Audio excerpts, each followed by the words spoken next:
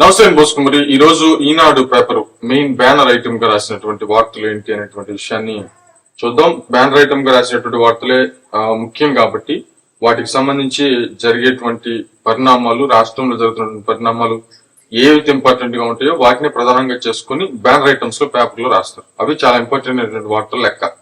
వాటిలో ప్రధానంగా చూద్దాం. ఆ ఆట ముగిసింది, అవినీతి మిగిలింది, ఆడుదమాంధ్రలో భారీగా అక్రమాలు, నివేదిక సిద్ధం చేసినటువంటి విజిలెన్స్, మాజీ మంత్రి రోజా, శాప్ మాజీ చైర్మన్ భైరెడ్డి పాత్రలపై ఆరోపణలు అనేటువంటి విధంగా నిన్నటి నుంచి భయంకరంగా వార్తలు వస్తున్నాయి. ఇది ప్రధానంగా చేసేస్తారు. ఇంకోటి ఏంటంటే పెళ్లికి ముందే అర్థం చేసుకునేలా, ఇది చాలా ఇంపార్టెంట్. అసలు విషయం ఎట్లున్నా ఇంపార్టెంట్ లాగా అనిపిస్తుంది. కాబోయే జట్లకు ఆర్థిక కుటుంబ వ్యవహారాలపై అవగాహన, ప్రభుత్వ వన్ స్టాప్ సెంటర్లలో ఉచిత కౌన్సిలింగ్ కు ఏర్పాట్లు. ప్రభుత్వం చాలా మంది దంపతులు చిన్న చిన్న విషయాల్లో పంతాలకు పోయి, పట్టింపులకు పోయి పోలీస్ స్టేషన్లు, కోర్టు మెట్లు ఎక్కడం చూస్తున్నాం. ఇలాంటి కేసులు ముఖ్యంగా అవగాహన కొరవడింది. గొడవలు ముదిరి వివాహ బంధం తెంచుకునే వరకు వస్తున్నాయి. సమస్య చిన్నదే అయినా కూడా చక్కదిద్దుకునేటువంటి నేర్పరితనం ఈ తరంలో వారిలో లేక కుటుంబాలు విభేదాలు సృష్టించుకుంటున్నారు. ఇలాంటి సమస్యలు గుర్తించి స్త్రీ శిశు సంక్షేమ శాఖ అధికారులు భవిష్యత్తులో ఇబ్బందులు తలెత్తినప్పుడు ఎలా పరిష్కరించుకోవాలనేటువంటి విషయాలను కాబోయేటువంటి జంటలకు పెళ్లికి ముందే విడమర్చి చెబితే వారి కాపులు సజావుగా సాగుతుందనేటువంటి విధంగా ఆస్కారం ఉంటుందనేటువంటి విధంగా భావిస్తున్నారు అనేటువంటి విధంగా వార్త హైలైట్ చేశారు. ఏ విషయాలు చెప్తారంటే అనేటువంటి విషయం, అంటే పెళ్లైన తర్వాత ఎలా ఉండాలి, ఇలా ఉండాలి అంటూ చాలా మంది ఊహాగానంలో విహరిస్తూ ఉంటారు. కాబోయేటువంటి జంటలు కౌన్సిలింగ్ లో ఈ విషయాలను ప్రస్తావించడం బ్లాబ్లా, అంటే టోటల్ గా మీరు ఎలా కాపురం చేసుకోవాలి, ఏంటి బాబు, ఎలాంటి సమస్యలు వస్తాయి, ఒక జీవితం స్టార్ట్ చేసిన తర్వాత, అంటే పెళ్లికి ముందు జీవితం ఎలా ఉంటుంది, పెళ్లికి తర్వాత జీవితం మనందరికి తెలిసినటువంటి విషయాలే. కాబట్టి పెళ్లి అయిన తర్వాత అంతా ఒక 6 నెలలు మామూలుగా ఉండదు. అసలు ఒక సంవత్సరం పాటు అదిరిపోతుంది. కానీ అక్కడి నుంచి స్టార్ట్ అయ్యింది రచ్చ. బట్ ఈ రచ్చలు ఎందుకు వస్తాయి, వచ్చినప్పుడు ఎలా పరిష్కరించుకోవాలి అనేటువంటి విషయాన్ని ముందే కౌన్సిలింగ్ ఇచ్చేస్తే నిజంగానే చాలా మంచి అద్భుతమైనటువంటి ప్లాన్ అనమాట. అద్భుతమైన ప్లాన్. ఖచ్చితంగా ముందుగానే కౌన్సిలింగ్ ఇచ్చి ఇలా ఉంటుంది, భార్యాభర్తలు ఎలా వ్యవహరించాలి, ప్లస్ భార్య ఎలా వ్యవహరించాలి, భర్త ఎలా వ్యవహరించాలి అనేటువంటి విషయాన్ని ముందే క్లారిటీ అవడం అనేది నిజంగా చాలా అంటే చాలా మంచి విషయం. ఎందుకంటే కోర్టులు విపరీతంగా ఈ విడాకుల కేసులు విపరీతంగా పెరిగిపోతున్నాయి. అంటే విడాకులు, అంటే విడాకులు, అంటే ఒక రకంగా చెప్పాలంటే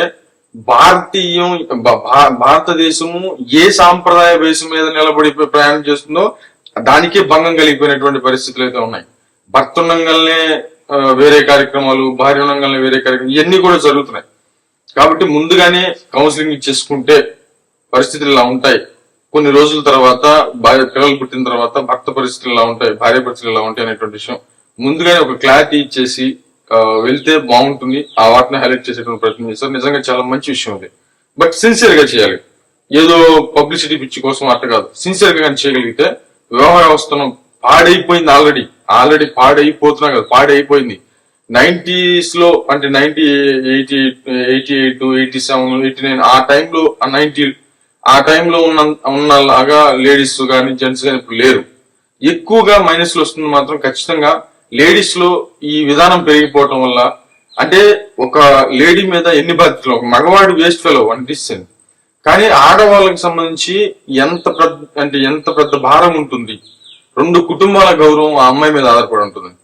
అంటే పెద్ద బాధ్యత ఆడవాళ్ళది. మగవాళ్ళ కంటే ఆడవాళ్ళది చాలా పెద్ద బాధ్యత. మామూలుగా సహనంలో, అంటే ఒక రకంగా చెప్పాలంటే బలంలో మగవాడు బలవంతుడు అయితే ఉండొచ్చు కాక, మానసికంగా లేడీస్ చాలా బలవంతుడు.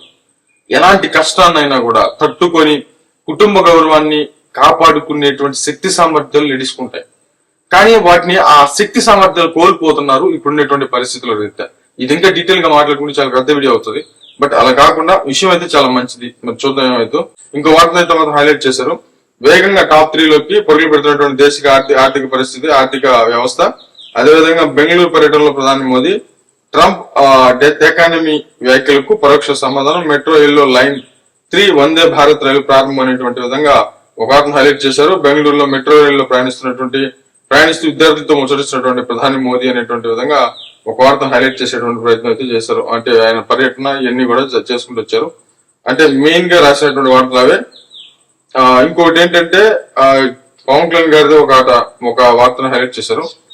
చకచక అడవి తల్లిపాట గిరిజన ప్రాంతాల్లో 1000 కోట్లతో చేపట్టినటువంటి రహదారుల పనులను వేగవంతం చేయండి అనేటువంటి విధంగా అధికారులు ఉప ముఖ్యమంత్రి పవన్ కళ్యాణ్ ఆదేశం అనేటువంటి విధంగా ఒక వాటిని హైలైట్ చేసేటువంటి ప్రయత్నం చేశారు.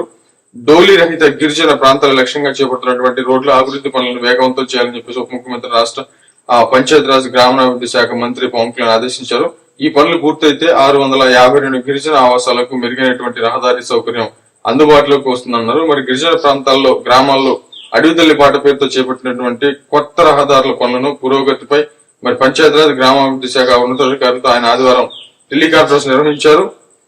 పిఎం జన్మాన్ పథకంతో పాటు జాతీయ గ్రామీణ ఉపాధి హామీ పథకం ఉప ప్రణాళిక నిధులతో కలిపి మొత్తం 1005 కోట్లతో గిరిజన ప్రాంతాల రహదారుల పనులకు 2 దశల్లో చేపట్టాం. మరి ఈ పనుల విషయంలో అధికారులు ప్రత్యేక దృష్టి పెట్టాలి. 2 వారాలకు ఒకసారి అధికారులు సమీక్షించి పురోగతి నివేదిక ఇవ్వాలి. రహదారుల నిర్మాణానికి అటవీ శాఖ నుంచి రావాల్సినటువంటి అనుమతులపై త్వరలో ఆ శాఖ అధికారులతో సమీక్ష నిర్వహించి మరి చర్యలు తీసుకుంటామని చెప్పేసి ఉప ముఖ్యమంత్రి తెలిపారు. మరి సవాళ్లను వివరించినటువంటి అధికారులు కొండలపై ఉన్నటువంటి ఆవాసాలు అనుసంధానిస్తూ మరి కొత్త రోడ్ల నిర్మాణం చేపట్టడంలో ఎదురవుతున్నటువంటి సవాళ్లను అధికారులు ఉప ముఖ్యమంత్రి దృష్టికి తీసుకుని వచ్చారు. మరి ఏజెన్సీలో వర్షాలు కురుస్తున్నందున పనుల్లో వేగం తగ్గిందని చెప్పేసి వివరించారు. మరి 186 పనులు చేపట్టగా మరో 20 పనులు టెండర్ దశలో ఉన్నట్లుగా అధికారులు తెలిపినటువంటి పరిస్థితులు అయితే మాత్రం కనబడుతుంది. మరి అది లెక్క. నేను మొన్న వీడియో చేశాను, ఒక రకంగా చెప్పడం బాగా వైరల్ అయింది. దాంట్లో ఏంటంటే చెప్పిన వర్షాల కారణంగా ప్లస్ టెండర్ల విషయంలోనూ ఒక సైడ్ నుంచి జరుగుతూ వస్తున్నాయి. మామూలుగా మన దగ్గర వేసినట్టు కాదు రోడ్డు, ఇది చాలా అంటే చాలా ఇబ్బందులు ఉంటాయి. ప్లస్ అది కూడా కాకుండా అటవీ శాఖకి సంబంధించి పర్మిషన్ కూడా చాలా కష్టం దానికి సంబంధించి. కాబట్టి అది తీసుకురావాలా, మనకు వేసినంత సింపుల్ గా ఏదో వేసుకుంటూ వెళ్ళిపోయి మట్టి వేసి రోడ్డు వచ్చి ఒక 5 సార్లు అటు ఇటు తిరిగి ఇంకో మట్టి వేసి అటు ఇటు తిరిగి ఆంధ్రే కంకర పోసి ఇట్లాగే జస్ట్ అక్కడ 1 by 1 టక్ ఉండదు. అసలు ముందు దారి ఏర్పాటు చేయాలి, చాలా కష్టం కొండ ప్రాంతాలు. కాబట్టి ఇవన్నీ చూసుకోవాలి. ఇవన్నీ చూసుకోకుండా కొంతమంది సొల్లు మాట్లాడుతూ ఉంటారు. అదే మొన్న చెప్పింది నేను వీడియో. మరి ఏమైతే చూద్దాం ఈనాడు వార్తలు అయితే.